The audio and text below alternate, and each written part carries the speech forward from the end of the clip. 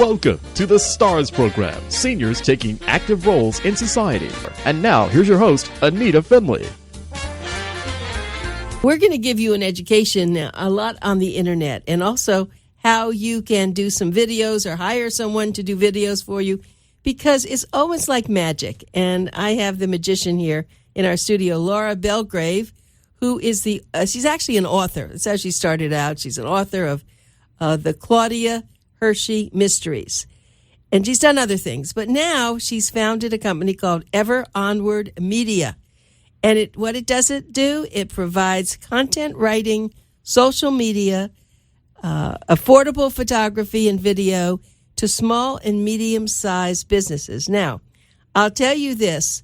If you're in the automobile business, it probably isn't what you want. But if you're in the healthcare business, you're going to want to talk to Laura because she has lots and lots of experience in that. So now after I gave you the introduction, hello, how are you, Laura? Whoa, Anita, you've just blown me away. Thank you. I'm happy to be here as always. I appreciate that intro. Well, I love having you because I know your quality of work. And I was just curious that it's not easy for someone to learn how to do all the social media. And I have to remind you, I may have said this before on a show we did together, when you were working at one of the retirement communities, I was introduced, thank goodness, to Leslie Curtis, who said that she was going to have a little bit of a experiment, I guess, an experiment in showing what social media was. And would I like to come and watch it? I said, sure, I'll do anything that Leslie Curtis wants me to because she's a great woman. I went there, that's when I met you, and that's when I was open to things I could never could have imagined and thought, first, what do I need that for? But you were very skilled at that. I was very, very appreciative and amazed at someone who didn't go to college to learn that. So how did that all come about? Well, it's kind of funny, Anita. I never intended to be moving in this direction because, back when I was writing novels, for example, I didn't know there was such a direction. But I consider myself a communicator. My degree is in mass communications. I spent 17 years as a newspaper journalist working for some of the larger dailies in Florida, both first as a reporter, then an editor. Well, we all know what's been happening with newspapers, and that started a long time ago. So I thought, well, where is this all shifting now? And social media was just beginning to emerge. But in each case, it was, well, I better learn that.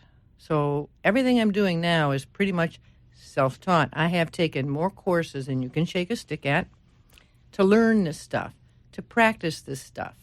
And I continued to move on as I saw where the direction of communications was going. And, businesses at first were, this is just a toy for everyday people who want to talk about their family, their friends. And, of course, that's largely still true. But businesses are into it now. Politicians are into it. Oh, boy, and I guess we know that. Can we spell Twitter and, certain political names? Yes, they all do that. And it's because it's a way to communicate. It's fast, it's instant. And now, of course, and I should add to that the biggest thing probably associated with social media is visual. People want to see photos. They want to see videos. Now, everyday people who are on, say, Facebook, still the number one social media channel, what are they showing? What are they sharing? Those, and I admit I hit them. I love them. They're animal videos, some remarkable thing that happened in, some jungle area where the elephant rescued the crocodile. Well, not that, but, something like that. They share children's photos, one after the other. We all come to grow up with somebody's new kid, right? And so there's a lot of sharing. There's a lot of video. And in fact, that now dominates what you're seeing in any normal feed stream, more than just somebody making a comment and getting some, comment in reverse. So it has certainly matured in that way. When businesses saw that, they jumped in. Well, when that happens, so I go into a video, oftentimes Maybe that's not on Facebook. They have advertising because someone's got to pay for it. But they give you an opportunity to skip the ad, Right. which is very nice. But I was thinking about YouTube because it is free. Ooh, And YouTube's good. It is good. And you can actually produce movies. You can produce everything on it. This show we're doing right now will be seen on YouTube eventually. That's right. And that's marvelous. Now, of course, we don't have Laura and I are not working the table. We're not doing anything that's on video. We're here. So we only have a picture of Laura. It's a still picture. Eventually, we may do the other. But for now, that's what we can do. But Laura, just getting back to what you were saying. So you're right. When I first saw social media, I said, oh, that's for the people that don't get an opportunity to speak or to voice anything.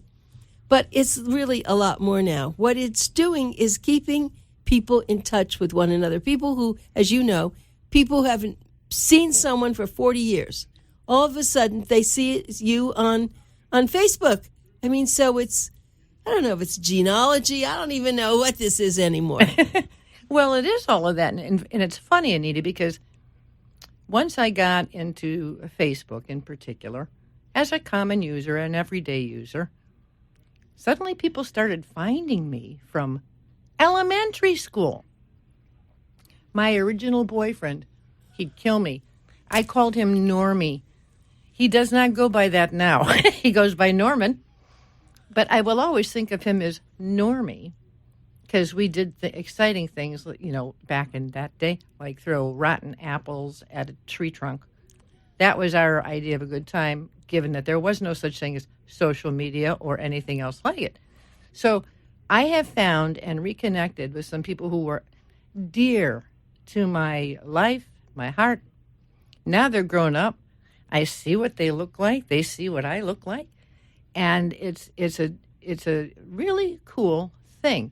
And that engagement. Now, of course, on Facebook, we had Grandma on there, too. Which is why so many of the younger people have sort of fled Facebook for other kinds of outlets because they don't really want Grandma to see every single thing they're doing anymore, right? So I was actually thinking, Laura, of course, you've been working to help businesses. What if someone's listening to this and they said to themselves, I like what she sounds like, and I'd like her to come to my house, and I'll pay her as a tutor to come teach me about all the different media so that I can become involved. Would you do that? Oh, I'd be open to that. I mean, Ever Onward Media is an evolving business. I haven't had it very long, I think since the end of September, if not October. And so I'm forever looking for different things. I'm thinking of that sort of thing. I'm thinking of very, very hot and high on the burden, for example, that family caregivers absorb when something happens to someone they love, usually an aging parent or a grandparent. And on my business Facebook page, which is very different than a normal Facebook page, much harder to deal with, you know that. I put out one post not too long ago, and I could not get the comments to stop coming in. What was it? Oh, the post was about caregiving and the tremendous burden that people go through. Now, of course, as a business, you define the market you're trying to reach by demographics, age group, any number of things. That's what I did first. I found a great shot, and I put it up there, and I asked this question, what are your stories? And please put them in the comment. People shared stories. They shared photos of their grandmother. One of them said, and I would respond to each one. One of them said, you just made me cry. I said, I'm so sorry. I didn't mean to make you cry. She said, no, cry in a good way. And that so touched me. I thought, there's something here. If I can figure out how to help them, then I think I'd be open to doing that. As a business, I have to figure out how to also draw income from doing that. I haven't got that quite parsed yet. The other thing I had done, there are some people who are mega stars in the social media world. I've taken a number of their courses. And I was participating in what's known as Blab. Probably most people have never heard of that. Blab is another of these online instant broadcast things. And you can have up to 4 people showing on a screen at a time. So we had 2 major stars in the social media world up there. One is named Kim Garst, and the other one is named Shalene Johnson. They're really very high up there. And I took, they can allow, if there's an open seat for, a lot of people can watch, but only 4 at a time can appear visually on this Blab. So I got on there because I'm not shy, Anita. And I said, I have this idea.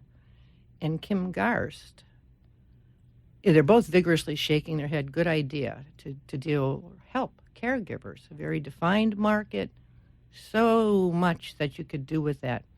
And then Kim Garst starts to get teary-eyed because, as it turns out, her mother had just been diagnosed with some kind of brain cancer, or very recently. They thought they were getting a grip on it, and just that very day, she had said they had learned that, in fact, it had regressed.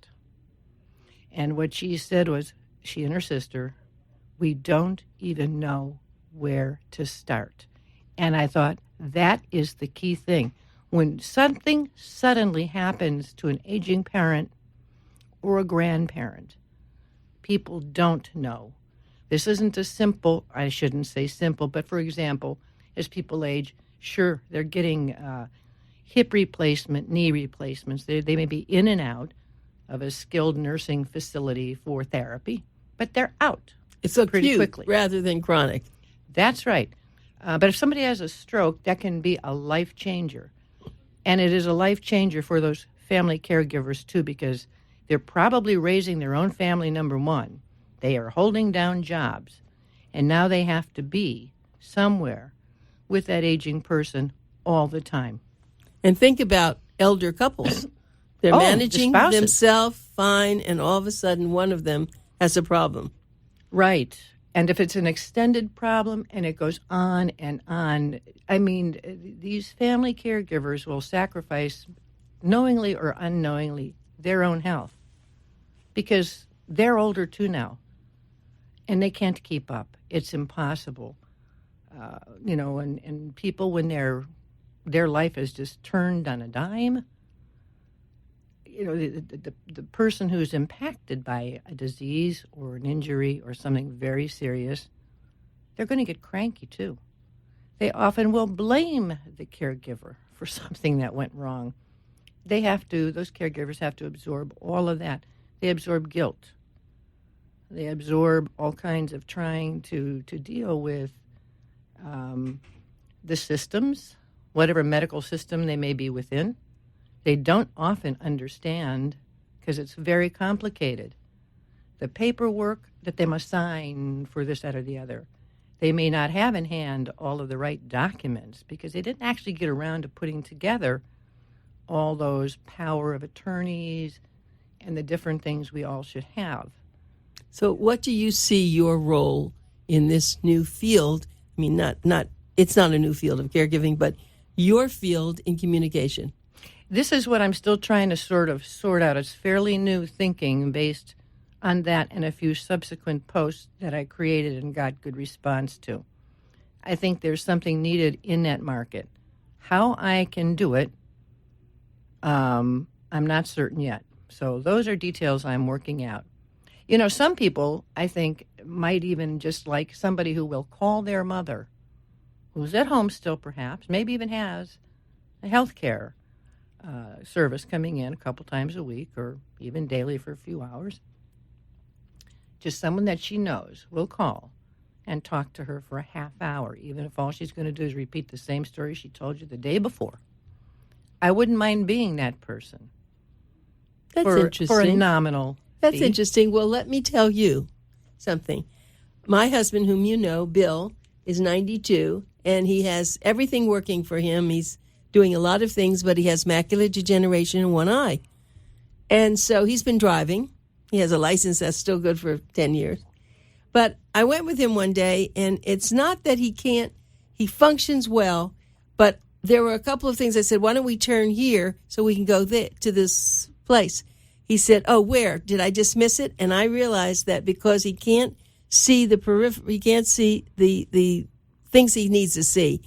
Just by chance, what if there was a car there, something? So I said to him, "Bill, I just think you need to consider giving up driving." Now, he only drives around the neighborhood, but even so, it's just too dangerous. And he does so well. He's in such good health. I could see, oh boy, a traffic accident would not be good. So I said, "Would you give up your car?" And he said, "Yes, but I said, "Well, I'll drive you places." He said, "You don't have time." I said, "Okay, let me see if I can find you a driver." Fortunately, the person that does my dog sitting lives next door to a man that does driving for people. He must have 20, 30 people he drives for. You pay him monthly or you pay him per trip. So Bill's been doing this. It's been the most fabulous thing. He calls him up. "I'd like to go somewhere 11 o'clock. I've got a meeting up in West Palm." He goes, he waits for him. But what I just heard this morning. So Bill had to go somewhere, and in the car is this lady. She's 92. She weighs all of 80 pounds, and she's in the car. And so Bill asked the driver. He said, well, she was lonely, and she said could she come along? And so she sat while he takes other people, and I don't know if she pays for it or not, but it's just, so you're really onto it. This is what's happening now. I don't know, but, I do know this, Anita. When my mother got older, and she lived by herself, boy, was she independent. She had health issues. And we could see, me and my sisters, some decline over the years. And she'd mention, because she called a lot, "Oh, I have a doctor's appointment." And I said, "You want me to take you?" No. Well, of course she did. And I'd usually then spend the night, too, because I know one thing. One of the biggest things that people are reluctant to admit, I think especially the elderly, because they've been independent their whole life, is that they need help and that they are frightened.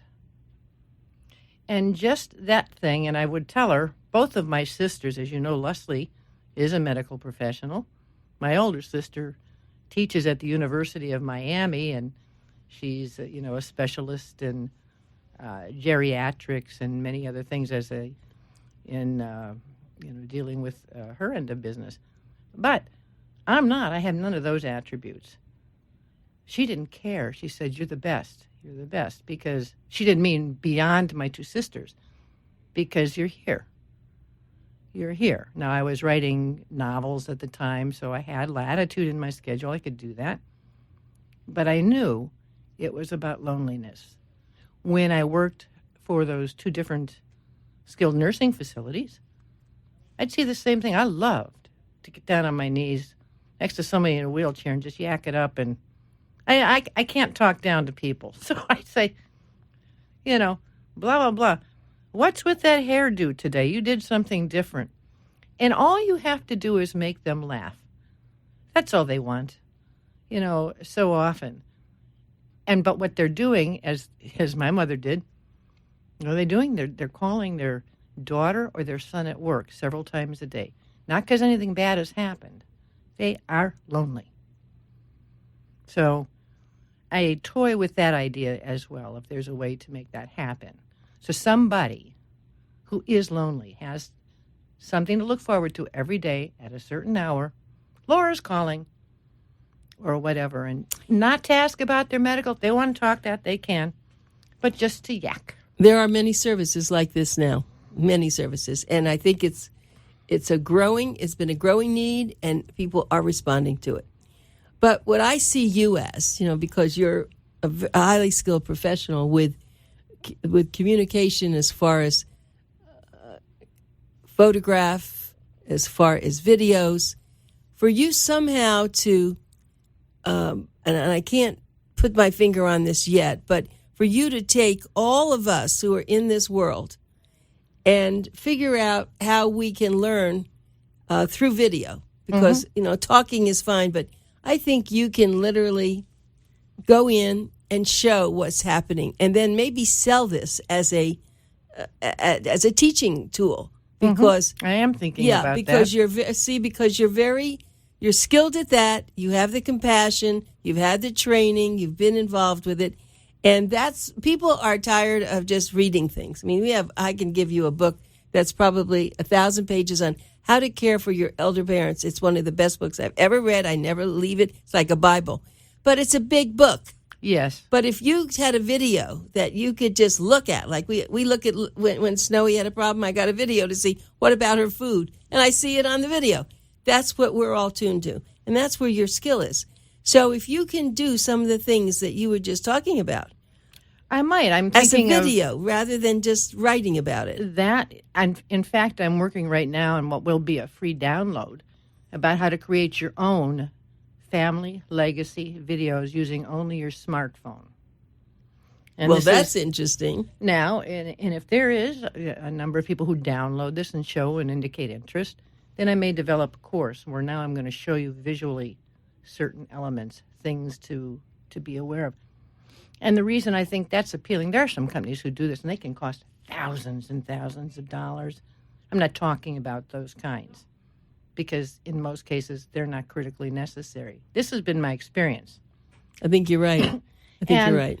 I think there could be, for me locally, a market like that, but also potentially selling a course beyond the local market so people can. I love learning visually. I love watching, because you can take it in bite-sized segments. You don't have to do it all today. Okay? Do what you get. Go back to it. Look at it again. I agree. And for those of you listening who want more information about this, if you have ideas, you can call Laura. You'll be able to call her at her phone, which is 954-234-5226. That's 954-234-5226. Or you can go to her website. Maybe that'll even be interesting for you. It's called everonwardmedia.com. everonwardmedia.com. And that's what she's all about. Ever onward. She wants to keep going. But if you do have an idea or you have a need in this area, give her a call and see if she can help you. Because, Laura, I believe that you have been searching for something. Mm-hmm. And I think with all your skills, you probably should maybe ask some of the companies what they could use. And then you'll be able to best serve them. Yeah, and I'm thinking of hooking. But again, this is very premature for me. I'm just in what I like to call the incubation stage. Again, you have to think, what is best going to serve a crowd of people that I am, in fact, passionate about? How can I do that? How can I do it affordably for them and, bring in some income? I'm not looking to be rich, but I need to bring in some income. Well, you also enjoy fulfilling something. Oh. You're a person that likes to see something from start to finish. And when I see people's faces light up at any of these things that we've talked about, Anita, for me, that's one of the biggest highs. Sure. For a lot of us who are in this field. You could go to the Volin Center. There's so many places where they're interesting people, but I'm trying to figure out how they would profit from, and I use that word seriously, from what you can do, because they don't get to share a lot with their families anymore. I mean, their families are busy, but if they had something that they could share, and I'm not sure what that is. I mean, that video that you just took while they were there at the Volin Center, and then figure out how it could come on Facebook or put it up on YouTube. That once it's up on YouTube, you take that link; it is shareable anywhere, as long as the person says, "That's fine." Otherwise, you make it an unlisted link. Then only people who have that link can actually see it. So you see, their boomer children would probably pay for that, to see their parent or someone in activities. They aren't going to the person themselves. The elder is not going to, as you know. But this is such a growing field. We just read about this, and people over 50, and everyone's living so much longer. Oh. So if you like this business, you like this field, you like the people, there will be a lot of things for you. One thing I should tell everybody, when you go on our website, the Baby Boomers, well, let's just this is the expo. And if you go on our site, which is the boomerexpofl.com, you will see great videos, and they usually were done by Laura. Because you really are great at that. I know you love when you come there. You get a lot of the seniors there. I love. Look at some of those people. You remember the last one? These people dancing, skipping down. I mean, they're having a ball at the Boomer Expos. Are the greatest things. It's the greatest game in town, in my perspective. And they're having a good time. You make it happen, Anita. Well, thank you. Well, people have been saying to me, why don't you do some more of them? Or why don't you do them more often? I said, we can't do them more often. But someone just asked me, why don't you go out to the Wellington Mall and do something out there? So maybe this is something you and I ought to talk about because it'd be fun. Yeah, because people, as you said, they live a life of they get up, they eat, they sit around, or if they have an activity. That's why the retirement communities are so good for people, because they're never alone and they really do have care. And when you think about Leslie Curtis, over at Regent's Park, and you think what those people are experiencing, which is absolutely wonderful. Mm-hmm. So, look, some people don't ever want to leave their house. Some people want to be more social. Everyone's an individual, and people have to remember that you can never force a person who's lived a certain way to change, because they don't want to go with all those people. They like being alone, reading their books, watching television. Leave them alone. Sure, absolutely. But yet, everyone has this image, well, no, you're going to be happier if you go here. No, that's not. But you have to provide for them and what they do. Right. Absolutely. I was just talking with I don't know what she's really called. I know she's a lawyer. She works for Wells Fargo, and they have a special program there. It started really for people who were disabled, but it's into the elders, and it's a broad spectrum of everything an older person might need. They take care of investing their money. They take care of making sure they're caregivers. They make sure of so many things. And I think I need to introduce you to her, because it's a big program, and it's national for them. And she's been doing it for 20 years. See, a lot of people have been very, very, they've been progressive. Now, of course, Bank of America, some other people are catching on. But you could be a missing link in the sense, because you could bring what they're seeing and what they're saying. You could have it for them. So, Laura. I could create missinglink.com. How does You're great. But, Laura, thank you. We've run out of time. And every time you come on, we're never quite sure what we're going to talk about. But we always just mesh together. Oh, Anita, I could talk about anything on the planet. I know, but I don't need expertise in it. I can babble. So. Thanks so much. And remember, if you want to talk to Laura Belgrave, her number is 954-234-5226, or go to everonwardmedia.com. Thanks so much, Laura. Anita, I can't thank you enough. It's always a pleasure. I appreciate it.